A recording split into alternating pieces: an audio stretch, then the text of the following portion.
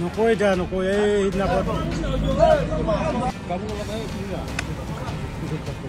চাক আজি আমি এই কদমতলাৰ গাঁওবাসীয়ে আমাৰ বৃহত্তৰ কদমতলাৰ 600 ঘৰ মানুহ আছো আমি ইয়াতে কমচে কম এই 600 ঘৰ মানুহৰ ইয়াতে নাই বুলিও এটা ৰাস্তাও আজিলৈকে তাৰমানে কোনো চৰকাৰীভাৱে উন্নতিকৰণ কৰা আমি দেখা নাপালো। ইফালে বিজেপি চৰকাৰেও কৈ আছে যে আমি ৰাস্তা পদূলিকা বহুত উন্নত কৰিলো। এইফালে আমাৰ বিটিচি গঠন হ'বৰ আজি 25-20 বছৰ হৈ গ'ল। ইয়াত পৰিষদীয় চৰকাৰ পৰ্যায়ক্ৰমে BPSF চলালে 17 বছৰ, তাৰপিছত প্ৰমোদ বৰাই চলালে আজি 3 বছৰ। প্ৰত্যেকে নিৰ্বাচনৰ আগত আহি কয় যে আমি গ'লে এইবাৰ ৰাস্তাটো আপোনালোকক পকীকৰণ কৰি দিম, কিন্তু পকীকৰণ কৰি দিব দূৰৰ কথা, তেওঁলোকে এটা শিলগুটিও ইয়াত দিয়া নাই আজিলৈকে। আৰু এতিয়া ইলেকশ্যন আহিছে, ইলেকশ্যন অহাৰ আগে আগে তেওঁলোকে ইয়াত আহিলে কয় যে আমি ৰাস্তা ইলেকশ্যনৰ পিছত দিম।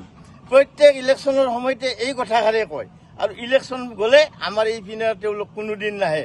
গতিকে আমি ৰাইজৰ আজি পইচা তুলি, ইমান গৰীব মানুহ আছে ইয়াত, এই গৰীব মানুহবিলাকেও পইচা যাৰ যি পাইছে এনেকে পইচা তুলি নিজে শ্ৰমদান কৰি এই ৰাস্তাটোৰ কাম আজি আমি কৰি আছো। আমি পইচা 500 প্ৰতি ঘৰ মানুহৰ, কোনোবাই নৰে কোনোবাই পাৰে, আমি তাক 1000 টকাও লৈছো, আৰু কোনোবা নৰে তাক আমি একেবাৰে গৰীবজনক আমি এৰিও দিছো। এনেকুৱা এটা কাম কৰি আমি আজি ইয়াত এই কাম কৰি আছো। JCB নিজে ভাড়া কৰি আনিছো, আমি গাঁৱে আনি আমি কৰি আছো। গতিকে আমি ৰাইজৰ সংকল্প এটা লৈছো যে এই বছৰ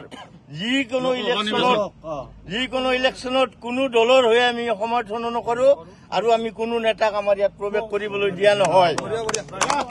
আমাক নালাগে, আমাক চৰকাৰৰ আমি একো পোৱা নাই, আমি চৰকাৰৰ একো পোৱা নাপোৱাৰ আমি এটাই অৰ্থ বুজি পাইছো আমি ৰাইজে, যে আমি ইয়াত চৰকাৰৰ মাজত কয় তেওঁলোকে যে আমি সম অধিকাৰ দিছো, BPF কৈছিল, প্ৰমোদ বৰাইও কয় আমি সকলোৰে সৰ্বাংগীন উন্নতি কৰিছো।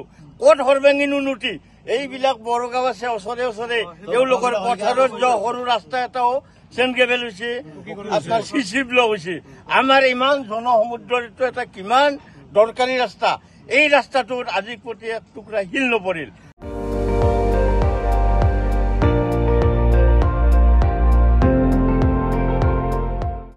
আপুনি চাই আছে ND24, সৰ্বশ্ৰেষ্ঠ নহয় সৰ্বোত্তমৰ দৌৰত।